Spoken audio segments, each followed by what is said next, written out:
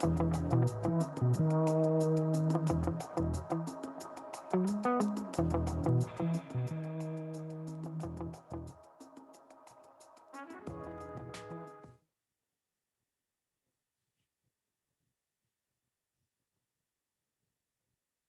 everybody. My name is Katy Olson. I am editor of AD Pro, Architectural Digest Community for Interior Designers and other members of the trade. Welcome, everybody, to the Future of the Luxury Kitchen, Part 1.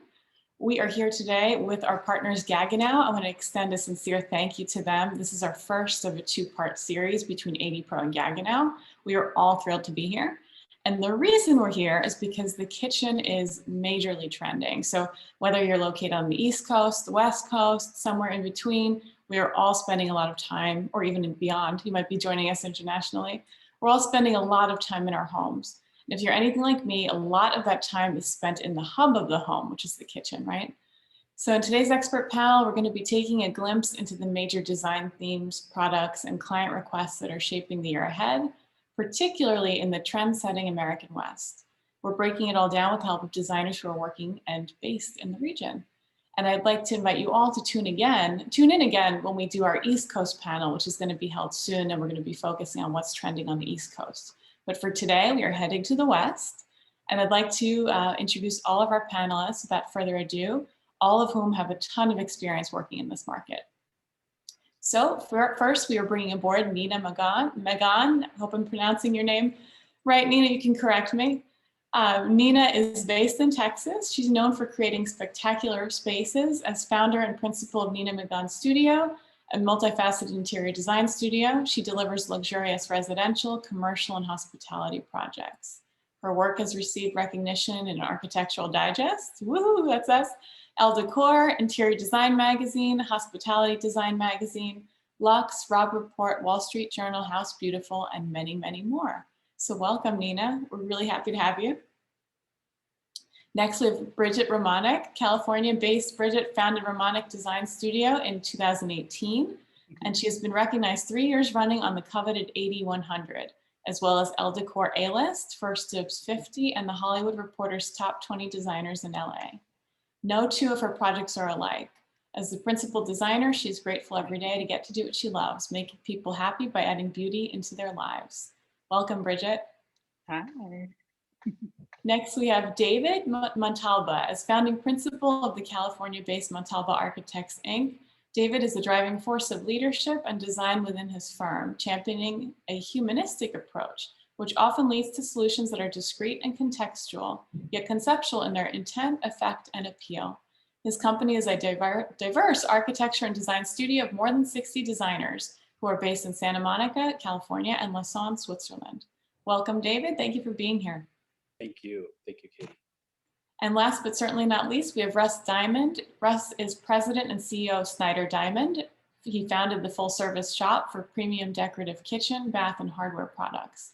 Snyder Diamond provides in-depth product knowledge experts, an extensive inventory of over 300 brands, including European and hard-to-source lines, plumbing parts and fixtures, and a customer experience that's unrivaled in the industry.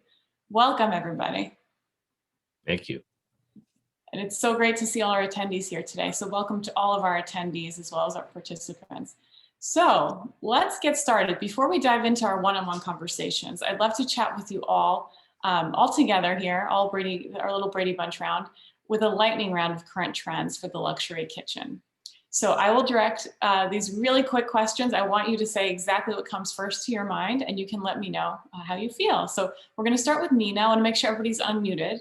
So Nina and David, I ask you to unmute. So Nina, quickly, what's your favorite kitchen appliance? Gaggenau. It's in my house. Good answer. Do you have a favorite product, a favorite, maybe there's a fridge or I like the induction stove. Induction stove, awesome. Yep. Brigette, what about you? What's your favorite countertop material? Marble. Love a marble. Love a good marble. Okay, do you have a favorite kind? Yes, I do actually. Calcutta viola is beautiful. I love that. It's a little unusual, which I love, and it's fun, and every slab is so personal and so great and so unique. I love it. Great. Love it. David, quick, open or close shelving? I say closed for sure, but maybe a couple little open ones. But I like that. Leave room. And Russ, what about you? Most innovative new product or appliance for the kitchen? well, not everybody thinks this as an appliance, but it is probably the most used one, and that's the Galley culinary workstation. That's it's kind of rename your kitchen sink, but it's multi-level and it gives you everything. And it's really an innovative product. It's one of the newer products that's really trending well with the design community. Love that. Well, you're on the front line, so we definitely trust you. You talk to a lot of our compatriots out there. So last lightning round question, I would pose this to everybody. What is the best kitchen design tip you've ever received? Well, I'll say listen to the customer. Listen Yeah. to the customer. Yeah, agreed. Make it your own. Make it your Channel own. the appliances. I would say below the belt, drawers, not doors. Drawers, not doors. Below the belt. Yeah. Below the belt. I love that. That's a great aphorism. I'm going to remember that next time I do my kitchen. So thank you for participating in our lightning round. Next question. This is, we're going to just dive right in, and I would love to hear from each of you about this. So we're seeing a huge surge of interest in home design. So consumer spending's up, engagement is up. How have you experienced this particular uptick in your business? And I would invite anyone who would like to chime in to let me know. So we have a couple design businesses. Oh, Nina, go ahead. Okay, so I think what I've noticed in my business, particularly here in Texas especially, is that some people really want to splurge and they are completely remodeling their house, or they're purchasing a new house, or they've decided to build a secondary house or a vacation home. But then there is those clients that believe cash is king and they don't want to spend at all. And they're holding on to their cash and just waiting to see what happens in the market. You know, first we had the election and then COVID and the election and all these things happening. And so we're actually seeing a little bit of both. Some clients are coming back and some clients are still on hold. Wow. How about you, David? Does that resonate for you? Yeah, absolutely. We see that very much so. And I think the other thing we see the need for is flexibility. And for us as architects thinking about the whole home, this need for sort of semi-independent pods around the house. For example, when COVID started, we had one home office. Now we have 4 home offices in our primary residence. Wow. Because everyone needs an office. And so I think sometimes that's the kitchen. So it just varies, and that flexibility is really important. Definitely. Is it the same for you, Bridget? Are you noticing that? It is. Yeah, it really is. It's a lot of people obviously being home. And so therefore they're finding ways to use their home and getting creative. And, you know, we are part of that where we help them figure out the best way to use the space. And COVID is obviously awful. But people being in their homes and really finding out how to use them and how they function in them, I think is a good thing. And help informs how we all move forward and move along. But yes, COVID has made many interesting situations that have come about, and projects they are either really moving forward with full force and really wanting their homes and to be done, or it's a case of that people want to just sort of sit back and see where our world is going. And I get and respect both. Definitely. So, you know, we did a trend report with Gaggenau late last year, and we noticed that a few things were really trending. So we saw the return of wood for one major trend. We had a designer who's based in LA who said that woods like natural ash wood are really in because they communicate a sense of calm, a sense of peace, which is something we could all use right now. And we also heard about the white kitchen falling out of popularity. That really stark, bright white kitchen, which is trending for so many years, has been falling out, and a deeper, richer kitchen has been trending a little bit more. Designers, I would ask you specifically first, have you noticed these two trends? So more wood, less bright white. Is that accurate in the West? It is. It is accurate. And I love that. I absolutely love that. And it was, you know, you sort of used to have to really say, listen, let's try this different thing. Let's really, let's just go for it. Let's just see, really trying to convince your client to do something that might be a little bit unusual to them or different or something they're not used to seeing. But now it's encouraged. And I love that. I think that's so great. And there's no aspect of like I mean, every part of your house now is up for design, even something like the color of a toilet. I mean, it is it's amazing in that respect that like they'll engage with me by going to the stone yard, and it's not necessarily going to be a Calcutta. It's going to maybe be like a black or a green, and it's really fun to do that. My East Coast clients, they're a little bit more. Well, I don't know. I'm not sure yet. I'm not necessarily comfortable with that, so it's a little bit more. Sort of convincing and coaxing, but on the West Coast, it's all like, let's go for it, let's try it, let's do it. And I'm loving that because again, it should be personal. And as everyone is in their house all the time and seeing things, they're kind of going, maybe it would be fun to try this, or maybe it would be good to try that. And so I love that. I love it. David, I see you nodding. Do you agree? Is that the same for you? Yeah, I mean, I think, oh, sorry. I didn't know. Katie, were you asking me? Yeah, is it the same for you? Yeah, I mean, we definitely see warmth as being a timeless spirit in the work that we do and in design in general. I think sometimes you see it. I think what you've seen is in the past, maybe it was more in furniture, and now it's folding more into the architecture and the design and the interiors. And I think it's ultimately about balancing that in a way that works well for the client. But yeah, we definitely see that as being a strong trend. That's great. So we could chat all day, all five of us, but we're going to move into our visual presentation next. And we'll start with Nina, and we'll bring everybody back after Nina, or after our one-on-ones. So Nina, we're going to be looking at your images soon. But first, why don't you tell us, for those who are not familiar with your work yet, or maybe people who are, but just want to get clear on it, what is your personal go-to kitchen design? And what's maybe the typical design that clients come to you for?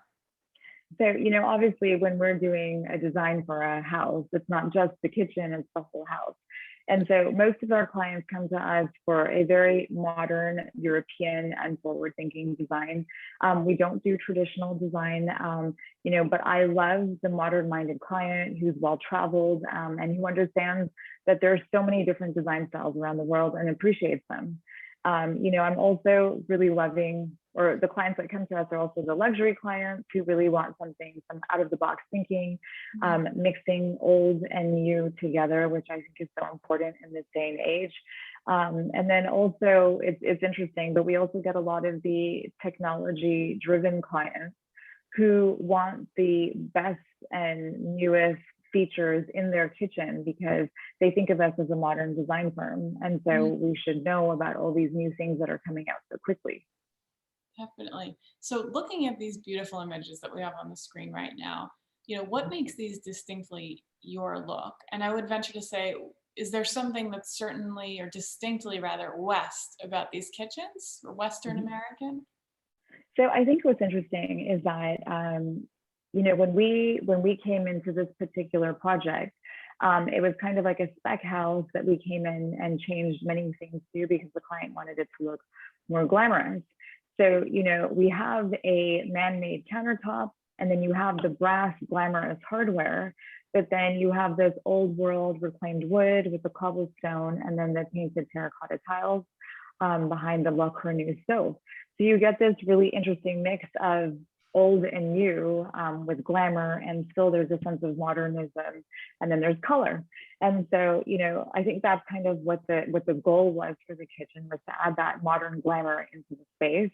And I think with West Coast is the size. It's a huge kitchen. You don't have something like this on the East Coast. But what I am noticing is that, in West Coast in general, there's craftsman style, there's multi-level modern, there's Mexican hacienda. And on the East Coast, not so much, you don't have that space. Also, in the West Coast kitchen, we're noticing that the kitchen is the hub of the house, and everything is kind of built around that. So you have these extraordinary outdoor spaces that are kind of linked to the kitchen, or some of them even have these extraordinary kitchens outside for secondary kitchen space.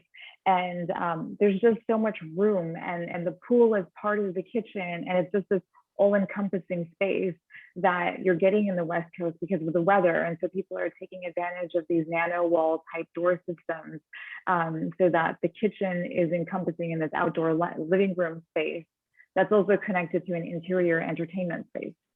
I love that. It's very holistic. It's more of a way of life, right? The indoor Right. outdoor way of living. Especially since people are more at home now as well. I think that the thought of a house is kind of going away. People want that place that they vacationed in to be the space that they live in now. So rather than going to a hotel, not only in the kitchen, they want the scents in the kitchen, they want the feel of a hotel. They want that to be their sense of luxury. In this house, you have that, these are art collectors, and you can kind of feel that feeling in this house. But, we have the real hardwood, which is for us, one of the most durable materials. The space, it's interesting because these are all paneled. I don't like seeing appliances. And so everything is paneled in this kitchen, but also in the middle, you don't realize that those are doors that lead into the pantry. Wow. So everything is concealed in this kitchen. So when you push open that door, you're actually going into another space. And then obviously everyone's liking the juxtaposition between light and dark, a natural material versus a laminate material. Just that mix of materials is becoming very, very important. I love that. As somebody who recently moved to a place where I used to vacation, it totally resonates for me. And it's definitely something that I see at AD Pro. So that want to feel like we're escaping even though we are at home. Exactly. And so, in this kitchen, we have Decton, the introduction of man-made materials where you can use, for the people who have kids, who have big families, who don't necessarily want to use the real marble or something that's porous, or somebody like me who's Indian and we use turmeric in everything. We don't want the stains on our countertops. So using a man-made material such as Palpatino, Silestone, Decton, these are real materials, and they're developing things that look like Carrara marble, that look like all these natural stones. I mean, they're trying their best to develop these type of materials. But that's also something that we're seeing a huge surge because a lot of people want that functionality and durability. That's fascinating. That actually brings up my final question for you, which is, are there some new materials you're using now or older material trends that are experiencing this resurgence? So you sort of answered that, but I wonder if there's any other ones, maybe from countertops.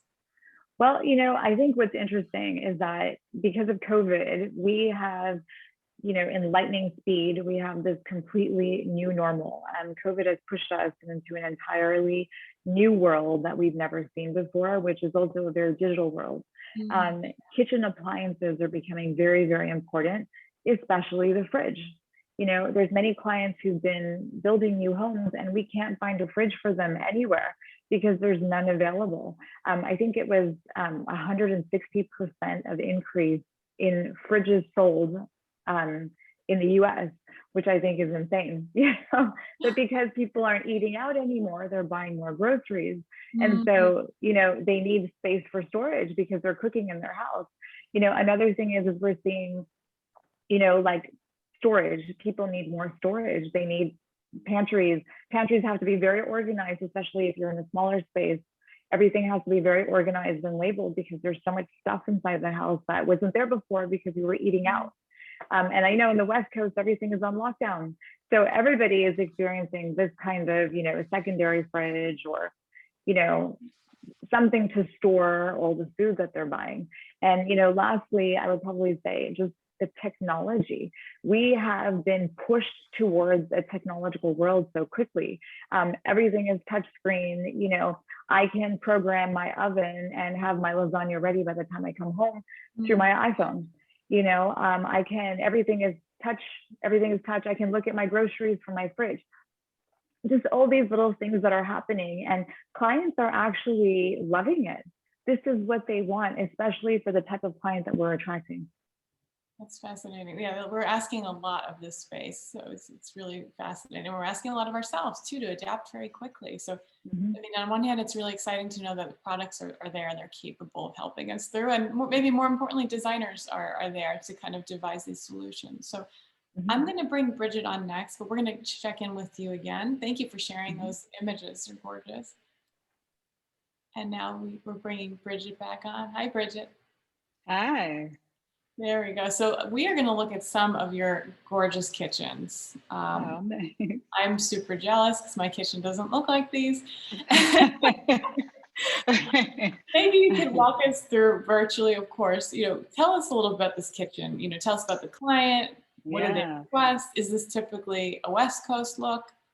Yes, this is a West Coast look, and I love it so much. It's so warm. It's just what we were speaking about, about the warmth in the kitchen, and when it is the hub of the home, having it feel like part of the house, not a separation, but part of the house and part of the environment, and really being in a place where you can be cozy and relaxed, and still wherever your eye is lands, it's a beautiful, beautiful material or something great that you're looking at. And this family is a young family, and they have 3 kids, and their kids have like friends, and so that's where the humongous island comes into the kitchen along with the benches, so that the parents could be there with the kids and with their friends, and having just an intimate time. Even in the kitchen that is such a great size, it still feels intimate and warm, and all of the functionality. And that's so key in kitchens, where they function in a way where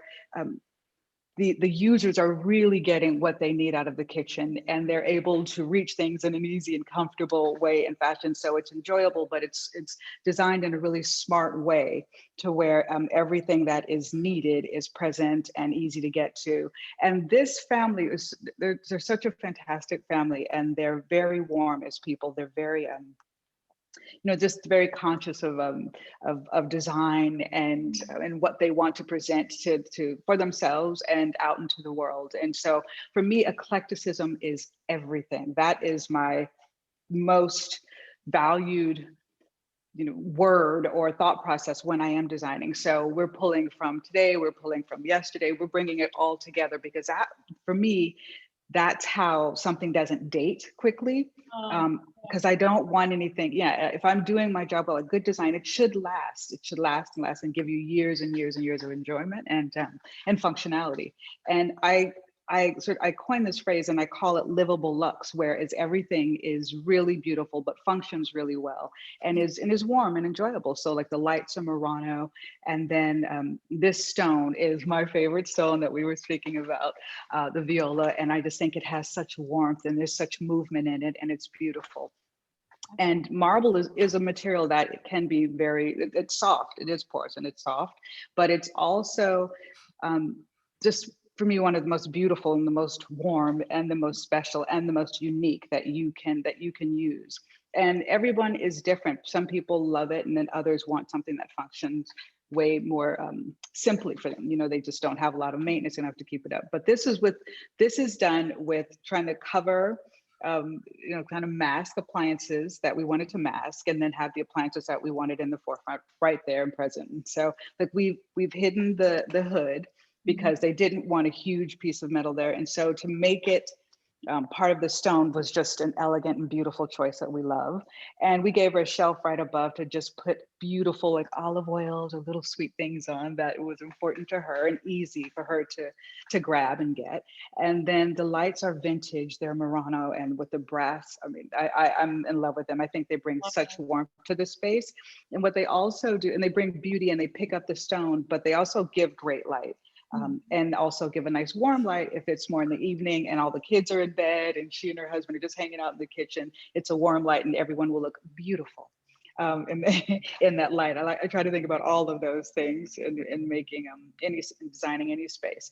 And so the movement is great because the kids can run around the island, and that was something that that was something that we actually thought about, and we can push the benches in so that they can run around the kitchen more. And as the mom said, makes them tired and they can go retire over to the couch that we've also put in the kitchen. So this kitchen was all about being really beautiful, being a statement kitchen, but a kitchen that was warm and really functioned well for the family, because the kitchen that was there before just didn't work. So we're in the process of it's almost done, and it's beautiful. So oak cabinetry, it's stunning, and brass hardware. So speaking to this client, but also your other clients, I know something that I've noticed lately and that other designers have shared with me is that all this time spent at home, people are realizing that they've settled in the past for sort of a mass-produced look, or they settled for a Right. trend. You expressly said just now, because you have this eclectic style, you managed to not be trendy. So I'm wondering, how do you communicate personality and timelessness in a room like the kitchen, where there are gadgets and appliances, and sometimes there's even like, a hood, which in this case you'd hit it. So maybe you can tell us a little bit about that. How do you kind of communicate that personality people are seeking in a room that can be technical? Yeah. So it's really, gosh, this sounds so cheesy, but it's true. It's like cooking a good meal. You have to take all of the ingredients and put them in the pot, right? And then try to come out with a great meal. And so it's me learning to speak the science of each of my clients. And so they're going to tell me everything that's important to them, how they need for the space to function, and what makes them happy, and then me taking what I know, the information that I have, and how a kitchen should work and function, and putting that all together, and then coming up with the design. And each time it's different, and each time it's fresh. And that's what I love about design, is that you get to do something very unique and special each and every time. And that's what I hope that I am doing with each client. And so we obviously know we're going to need a stove, and we obviously know we're going to need a refrigerator. We know we're going to need all of those things, but it really is learning about your client. And I'm saying, I don't really I don't want to see it every time I go into the kitchen, or, I'd rather have it be right there in the forefront. It's whatever means the most to them, and then working to make that beautiful. Personalized, definitely. Yeah, very personalized. One follow-up question to that before we move on to Russ. I'm wondering if you notice the kitchen's being used differently, or maybe appliances are being used differently. Maybe there's an influx of appliances because people are becoming at-home chefs. Like, do you notice any trends on that front? I do. There are, it's really amazing because, everyone now, it's very interesting. A while ago, there were certain things that you had in the kitchen, and you knew that's what, you're going to have a refrigerator, you're going to have a sink. But now it's like, we need a coffee machine, we need a steamer, we want small snack fridges, all these all of these things. And it and it's really cool because you're really figuring out how to make a space that's an extension and part of the house, and that not a complete separation. You want it to have, like, I want the cabinets and the island to look like pieces of furniture. I want them to just feel like a really warm extension of what's happening in the rest of the house. And I always say, I want to make a movie all the way through, from beginning to end, just different scenes. And the kitchen is part of that. So I want it to tie into the living room, and then tie into, all the other areas of the house. So I do try to make them look very much like, it's obviously a kitchen, but if you just maybe just take a quick look, it might be just another cool room in the house. But yes, so now it's all about coffee machines and coffee stations, I should say. And snack fridges and all these things. So it's fun. I gotta say, it's really fun to create. I love that. Cool. We are going to come back to you. We're going to chat with Russ next, but I'm going to bring you back on because there's just so many trends I want to ask you about. So for our little introduction there. We're going to chat with Russ next. Hi, Russ. Hi there. How are you? Hi, Good. Katy. So we have spoken with 2 designers so far, and now we are getting a glimpse from your side. As CEO of Russ Snyder, we're just really excited to hear exactly, or Snyder Diamond's going to be from your perspective, what's happening in this market. So how has the last year, we've all, you could talk ad nauseum about COVID and all this stuff, but how has the last year really changed from a practical perspective, how you work and how your clients have adjusted to buying things in maybe a different way? Well, we've been extremely lucky from even day one, we've remained open. So all the visible things are there in terms of us adhering to the CDC protocols. And so people are coming in wearing masks, so you can't really, you have a hard time determining the reaction to customers. It makes it a little bit more difficult. And we've social distanced, and we've put tables all over the showroom to try to adapt. But things have been crazy. I mean, it's been busy. Other than that first month, our business just skyrocketed. We were probably up somewhere about 15-20% in certain areas. There's a lot of projects. luxury homes are being built throughout the LA area, even multi-family, as we've gone into the multifamily sector. And that from a luxury standpoint, people are actually building luxury multifamily units. So it's had a real impact. Now, it's really affected us from the standpoint of our whole business model had to change.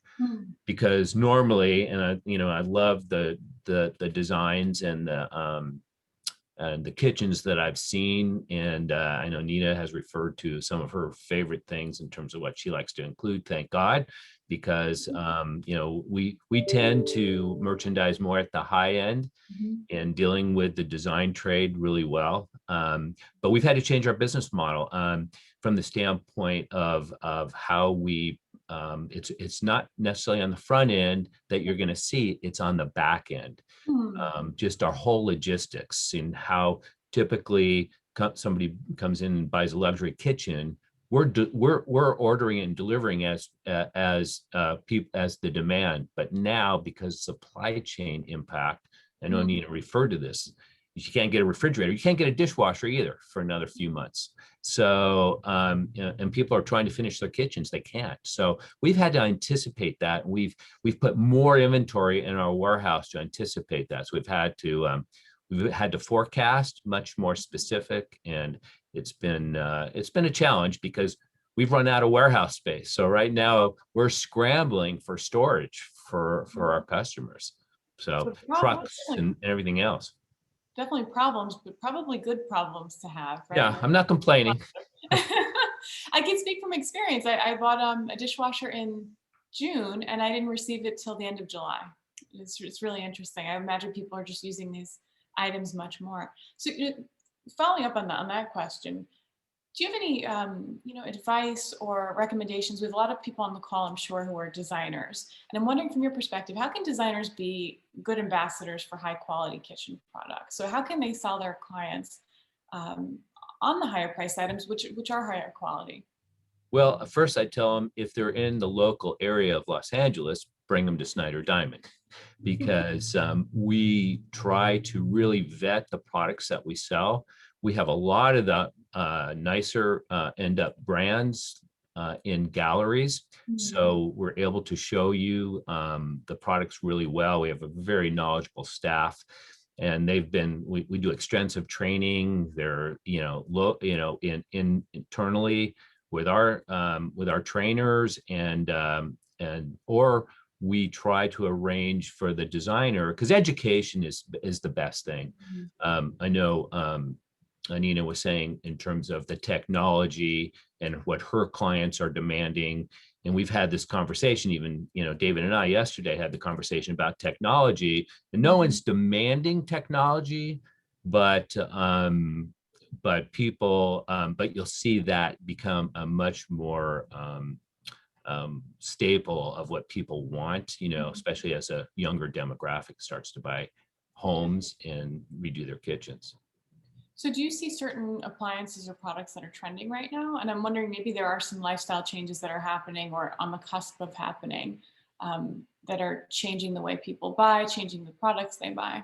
Well, the biggest trend, for appliances is the outdoor, especially in Southern California, because everybody is they're not just buying a grill, they're actually putting in full kitchens. So, and we carry the gamut of products from the Kalamazoo Gourmet, which is at the very high end, and it's a fantastic product, and they have a lot of different options, to the Hestons that come in various colors, and the calibers and the alfrescos, and you can create almost a commercial type kitchen, a full kitchen. We even offer the cabinetry. The Urban Bonfire and the Danver, who also represents Brown and Jordan and Trex. And so we have some really beautiful product, so you're seeing the interior. I've seen some beautiful kitchens, but we're also doing that on the exterior. So that's trending. As far as some of the other items we're seeing people putting pizza ovens, indoor and outdoor. So now even Monogram just developed a brand new hearth. It's actually more of a hearth oven than a pizza oven. because you can cook much more than just pizza in it, but it's What's the ventless. difference? Is it larger in that way? The hood is larger? How does that, what's the difference? No, they have a kind of a catalytic converter type process that it takes whatever smoke that's created, it shoots it back into the room, but without smoke. So it's really a beautiful new product they've just come out. You can even get it in brass. Oh, wow. So it makes a statement in your kitchen. Well, now I'm hungry and I want some. Yeah, the other thing is you're going to hear a word, a phrase that you haven't heard yet, and it's called adaptive cooking technology. So as Nina referred to, yes, you can turn your oven on and off, but this is a new platform where the tech allows it's really a connectivity where you can see it manages your inventory in your pantry and your refrigerator. It's kind of really a holistic cooking platform for recipe discovery. You can go online and interact with chefs. Heston, which is a brand new line that's come out for the interior. They even have cooking utensils that's smart. So a lot of these appliances are smart. One of our sponsor today, BSH, Gaggenau BSH, they went and purchased a company or partnered with a company called Chefling. So you can go online and get all the recipes. There's Init, which again, they're managing the whole cooking process from start to finish. And this helps, especially as wellness becomes much more of a lifestyle change for a lot of people. You can dial up a chef, a professional chef, and you can be cooking in your kitchen, going step by step with your smartphone or your tablet. It's really amazing, and you're going to see a lot more of that coming. It's fascinating because all three of you wonderful panelists so far have mentioned that kind of holistic nature. And it's interesting that there's a technical component to that too, that we can use smart technology, maybe not to be scrolling through Instagram as one does, but rather to, cook a meal more effectively or more healthfully, or to unite these different elements in a room. No, it's really interesting. In fact, there was one trade show in Europe years ago where they had a holographic of a chef standing there stepping you through the cooking process, and that was really kind of interesting. Now I haven't seen it, but you even have things like Genera has connected to Nest, so it regulates your temperature in the room based on the heat. So all these things are interactive or becoming, and that's become more prevalent as the different manufacturers develop their technology. I'm still up on. You said a trade show in Europe. I mean, what a concept! I haven't been to one of those in a year. So. I know, believe me, and that's one of the things that we do as a business. We take designers and architects to Eurocucina, which is in Milan every 2 years. And we do the thing. We also sell plumbing, bathroom products and plumbing, and we go to all the European trade shows. And that's what we try to do, is we always try to have the latest products in our showroom, because our architects and designers, that's their value, that's our value added to them. So we always try to be first with what's next. Eurocucina is one of my favorite shows. So maybe next iteration. September. Yeah. So we are going to bring David on next, and we'll bring you back, Russ, afterwards for some questions. I know we have a lot of questions from our audience for you. So David is next up. Thanks, Katie. Hi, David. Hi, how are you? Good. Thank you for being here. So I would love to hear from you, as somebody who works in the West Coast and beyond. What are some of the features that you're seeing seeing in this region, and also just seeing for West Coast clients that you don't necessarily see elsewhere? Well, yeah. Great question. And I keep coming back to what does everyone on the East Coast always somewhat envy on the West Coast? And I think it comes back to the weather and the engagement with the exterior. And I think a few of the panelists have talked about that today. I think the engagement with the outdoors and the landscape for us, both in our work and certainly in the kitchen, which, as we've talked about, is the center of a lot of the homes that we're all engaged in. And just really pulling in the natural light and connecting to the outdoors is probably the number one thing. And because we have the luxury of that, which is pretty unique. Definitely. We're going to pull up some of your images shortly, and I'd love for you to walk us through them. But I'm wondering if, there we go. So do the kitchens that we're seeing here, do these reflect those sort of regional sensibilities that you just mentioned? Yeah, absolutely. I think in this case, there's an engagement with both the garden and the sky. You can see the hood sort of comes through almost like a sculptural element in the center of the kitchen. And I think that's an important part of everything we do. And we touched on warmth a little bit earlier, and in a lot of the homes, and I think we touched on this earlier, the sense of warmth coming into the kitchen and really engaging the kitchen and letting the kitchen sort of multi-purpose as the heartbeat of the home is really important in the work that we're doing and with our clients. And yeah. Do you think, obviously there's a great use of light and also open space, in the images that we're seeing. How do you tend to use these elements in the kitchen? Speaking to maybe an emerging designer who's just starting out, you have such a masterful grasp of light and space. Maybe you could tell us a little bit about your philosophy or your approach to that. Sure. I mean, I think, we often refer to it, and I refer to it as this sense of sculpting with natural light and really thinking in a calculated way about how it impacts surfaces. And, we always shy away from trends and try to think about, even with materials, sometimes we select materials not because of its trend, but because of its level of reflectivity. So in this case, lighter countertops to really reflect the natural light from the window you see underneath the upper cabinets, reflected into the room. And so I think all those kinds of things come into play. You can see there's not a lot of open shelving here, to your question earlier. I noticed that. And so anyways, I mean, I think there's a time and place for that, and that curation. But yeah, natural light is a really, really big part of it. And functionality, I think, is really, really important. Both storage, things like inserts within the drawers that are really tailored to the client. And I think one of the things I always come back to is kitchens mean different things to different clients. And I think, most of us recognize that the first thing we need to understand is, what does a client really want in their kitchen?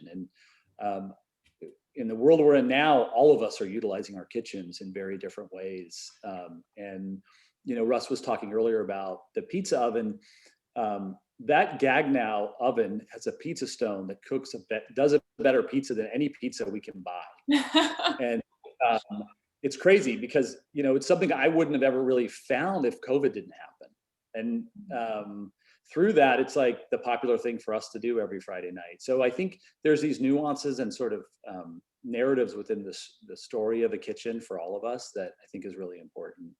Definitely. Do you see certain client requests? I mean, are pizza ovens, for example, trending among your clients? Or are there certain themes that seem to keep cropping up over the last year? I think the flexibility piece, again, one of the beauties of this is that that's the pizza oven that you're looking at on the right-hand side. But it's not a day-to-day, it's not this big thing in the kitchen. And so I think that flexibility is really important. And I also think in terms of materials and design, I think this sense of craft and contrast. And I think this sense of, for our work at least, this sense of precision, but also this connectedness with craft, as sort of noted by that sort of raw live wood table, walnut table, in contrast to a really clean kitchen. I think we find beauty in that contrast quite a bit. Are you noticing? Oh, sorry, go ahead. I was going to say the warming drawer is another interesting thing that I find super functional in a kitchen, which, this happens to be our house, so I know that pretty well. My wife was a big proponent for the warming drawer, and I was like, we're never going to use it. And we use it a lot. And I think it's probably underrated and super valued, at least in our household.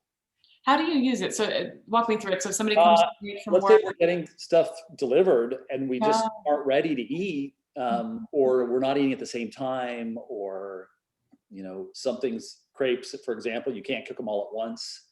And so they can stay warm while you're making the rest if everyone wants to eat together. So I think there's a lot of different ways we use it. But it was sort of unexpected for me, at least in our house. Nice surprise. And do you think that I'm looking at that gorgeous dining room table of yours, and you mentioned craft, and I'm wondering if there are other elements that are unique to the West Coast or just to the American West of that blend of craft and art and non-kitchen things. I put quick kitchen in quotes, that West Coast clients are more eager to adapt than maybe people outside of the West. Yeah, if you don't mind, Katie, if you go back to the first image, it might be a good one to reference in talking about this. This one right here? Got it.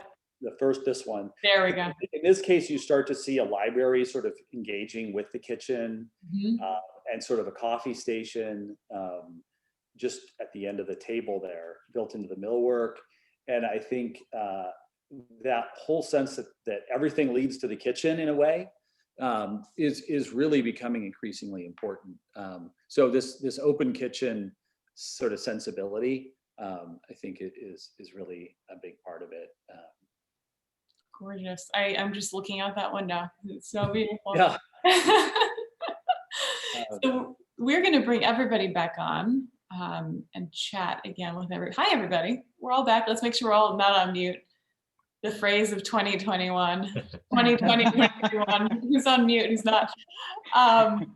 One of the reasons I love doing these webinars and panels with our AD Pro audience and today our Gaggenau audience is because we get these really amazing engaged questions. We have an audience full of designers and architects, but also maybe journalists, because these questions are just so impressive. So we have a bunch that we're going to get into, and we'll hit as many as we possibly can in our last 10 minutes.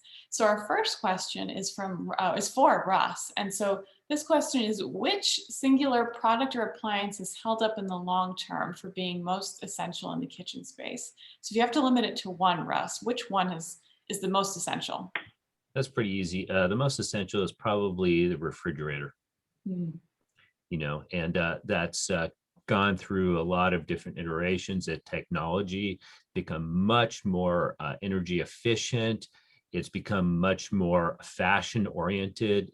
The biggest trend, especially for built-in refrigeration, is it integrating very seamlessly into the cabinetry. I think David, in his shots and everybody's shots really showed that. So they've really had to re-engineer how they've done it. Now there's others who want it to be more of a statement, and they come in colors. Look at True and all their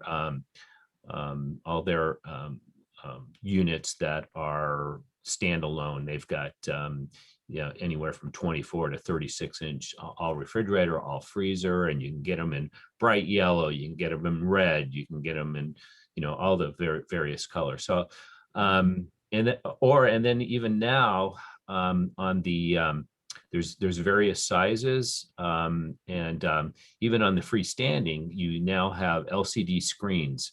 So we talked about the kitchen being the hub of the home.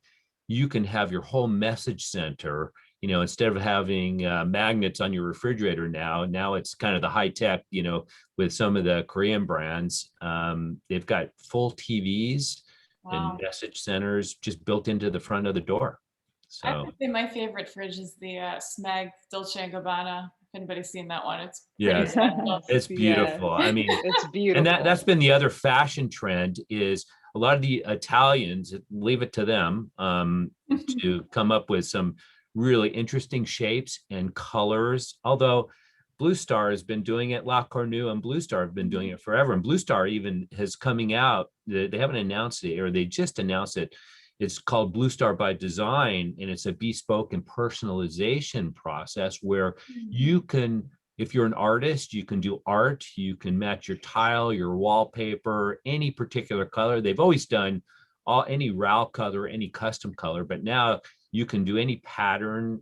So if you want to integrate it, it's a statement. Love that. So next question we have for Brigette. So I'm thinking about that Smeg fridge now. Brigette, Me too. Me too. you need nothing else. You actually could have that Right? stark white kitchen with just the Dolce & Gabbana fridge. That's my dream. So Brigette, have you seen any specific shifts in lighting types or lighting styles? That's what our audience wants to know. Lighting types or style. You had those beautiful Murano glass overhead lighting that we saw in Yeah. your images. I have seen some changes, and I really love it because again, it's like we spoke about it earlier. There's no place that's left that has to be a certain, the lighting can only be this way, or it can only be blue. You can do what you love, and you can do what means something to you. Obviously, it has to serve a purpose and a function. So obviously, you don't want to have mood lighting when you're cutting over the island. You don't want to lose a finger or anything, but you can, you can still put in really just stunning pieces. You can put in chandeliers, you can just put in pendants, you can do whatever feels good to you. Obviously, make sure that the lighting works for what you need it to work for, but you can do anything. There are no rules, and listening to everyone is so great, because I think we're all essentially saying design is such that you can do what feels good, what feels right.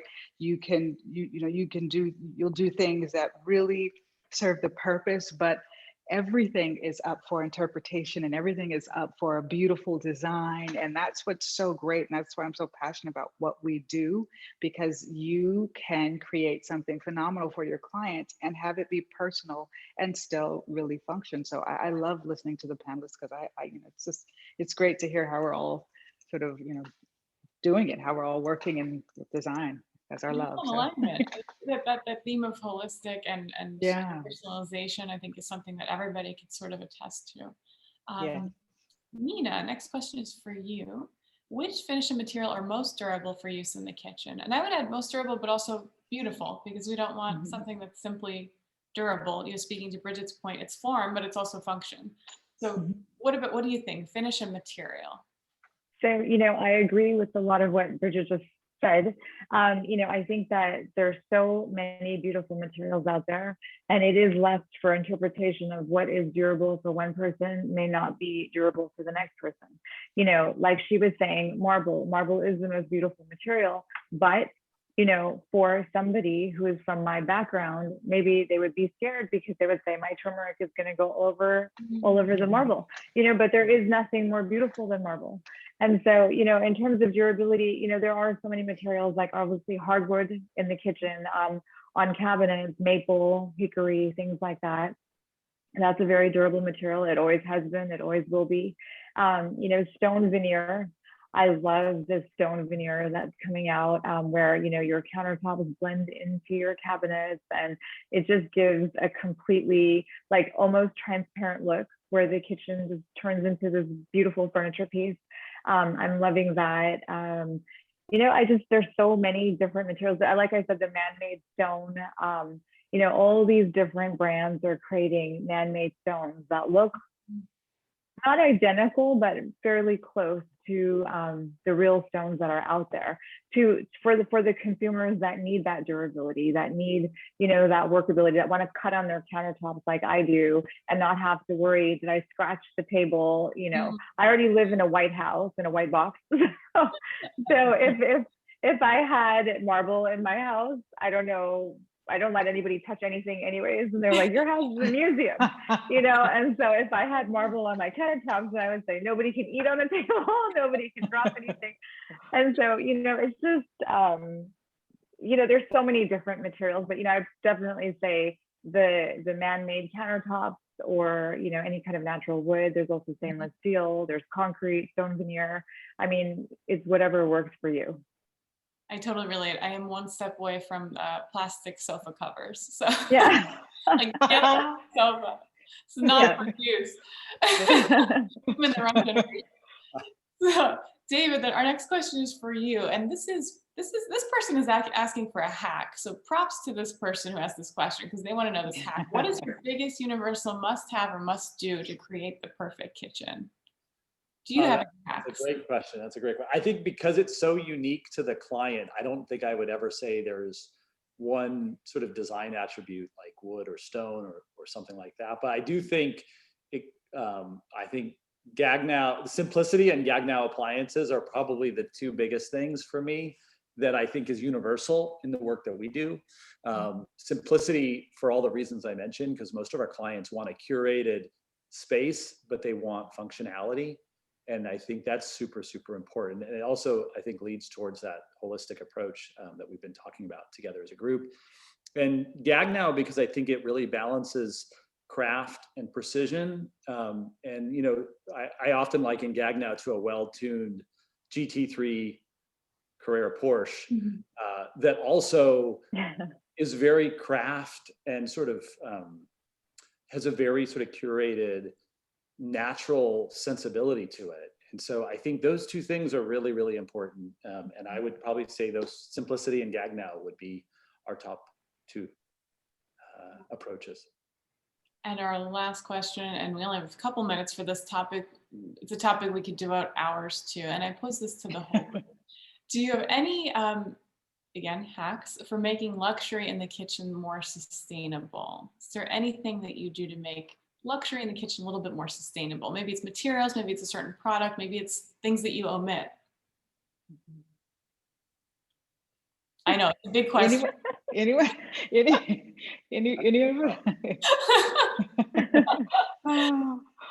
It's not an easy one.